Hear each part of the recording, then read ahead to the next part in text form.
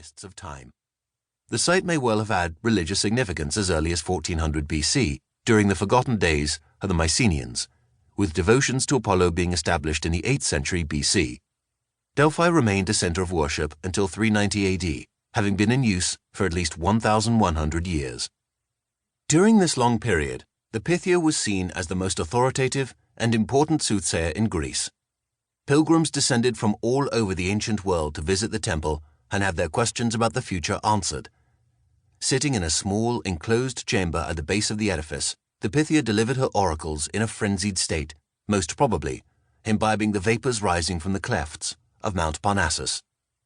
We know a good deal about how the oracles came to pass.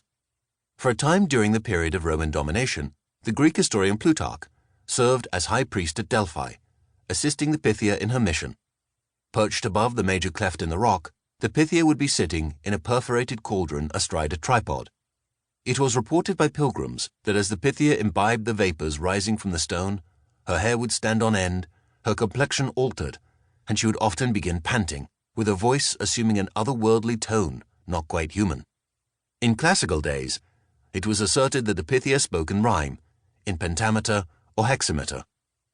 To put it in modern terms, there is little doubt that the Pythia did see visions and underwent a dramatic transformation while in the temple. She was clearly as high as a kite. Plutarch himself believed that her oracular powers were directly associated with the vapors that emanated from the Kurna spring waters that flowed underneath the temple, vapors that may well have been full of hallucinogenic gas. We now know that two tectonic plates intersect beneath Mount Parnassus. Such a fault line creates many crevices in the earth through which gases can rise. Recent tests have found ethylene in the spring water near the site of the Temple of Apollo. It is the most likely cause of the Delphic prophecies. Ethylene is characterized by its sweet smell and produces a narcotic effect described as floating or disembodied euphoria. As described in detail by Plutarch, the experiences of the Pythia in action match the effects of ethylene. Under the influence, a person's tone of voice alters and speech patterns change, yet they retain the ability to answer questions logically. With exposure to higher doses of the drug, the person thrashes about wildly, groaning in strange voices, frequently falling to the ground, all behaviors tracking with eyewitness accounts of the Pythia's behavior. The Greeks believed that Apollo possessed the Pythia's spirit when she was delivering her oracles, a point at which she was intoxicated by the vapors. They saw her prophecies as religious in nature, but let's look at them afresh. For I think the temple at Delphi amounts to nothing less than the world's first political risk consulting firm.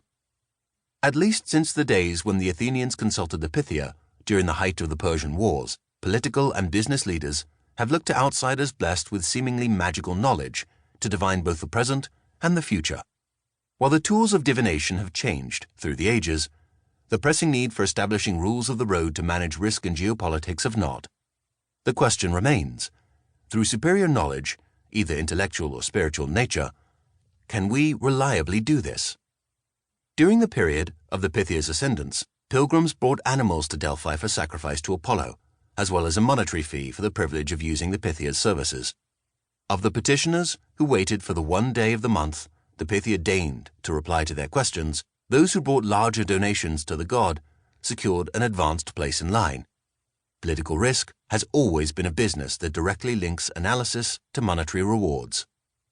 And since the days of the classical Greeks, such special knowledge and policy advice have always been essential for governments and businesses, as well as individuals.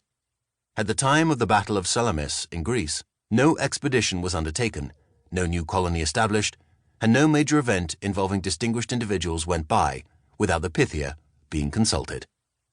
The Pythia, 3 of them were on call at any one time, gave advice to shape future actions, practical counsel that was to be implemented by the questioner. This is exactly what political risk analysts still do today, though we'd use modern jargon and call it policy in the public sphere and corporate strategy in the business world. But what the Pythia was doing is recognizably the same thing my political risk firm does today, save for the substance abuse. Given the pharmacological basis for the Pythia's special insights, it is amazing how good a political risk record the priestesses actually had. Between 535 and 615 of the oracles have survived.